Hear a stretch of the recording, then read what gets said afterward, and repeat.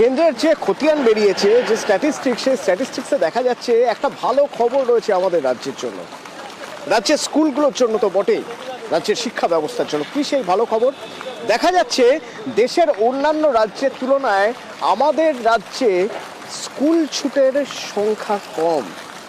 অর্থাৎ আমাদের রাজ্যে স্কুলে যে পড়াশোনা হয়, সরকারি স্কুলগুলো যে পড়াশোনা হয়, সেই পড়াশোনার উপর আস্থা রেখেছে ছাত্ররা, পড়ুয়ারা, যে জন্য তারা পড়তে ভালো লাগে, তারা স্কুলেই আসে, নিয়মিত স্কুলে আসে না, বা স্কুল ছেড়ে দিয়েছে স্কুলে আসা, সেই পরিসংখ্যা অন্য রাজ্যের তুলনায় কম। আর কি রয়েছে এই স্ট্যাটিস্টিক্সে জানবো। আমার সঙ্গে সরাসরি রয়েছেন সোমরাজ।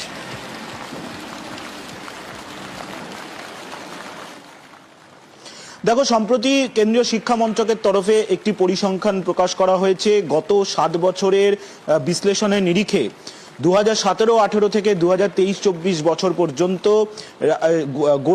গোটা দেশের বিভিন্ন রাজ্যের শিক্ষা ব্যবস্থাকে কেন্দ্র করে সেখানে একাধিক বিষয় নিয়ে সমীক্ষা করা হয়েছে, রিপোর্ট দেওয়া হয়েছে।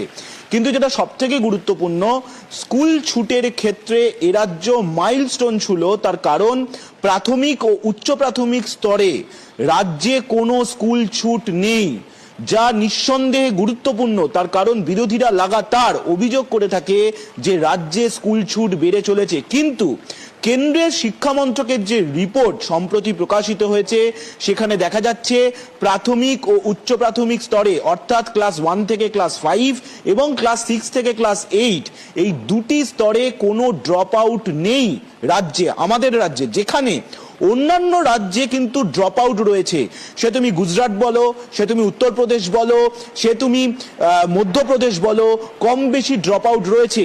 এবং কেন্দ্রের যে রিপোর্ট প্রকাশিত হয়েছে, সেখানে দেখা যাচ্ছে জাতীয় স্তরে গড়ে প্রাথমিকে, অর্থাৎ ক্লাস 1 থেকে 5 পর্যন্ত 1.7% ড্রপ আউট রয়েছে। উচ্চ প্রাথমিক স্তরে তা 5% বেশি গড়ে। অর্থাৎ জাতীয় স্তরে যেখানে ড্রপ আউট রয়েছে প্রাথমিক ও উচ্চ প্রাথমিক স্তরে, সেখানে এ রাজ্যে কোনো ড্রপ আউট নেই।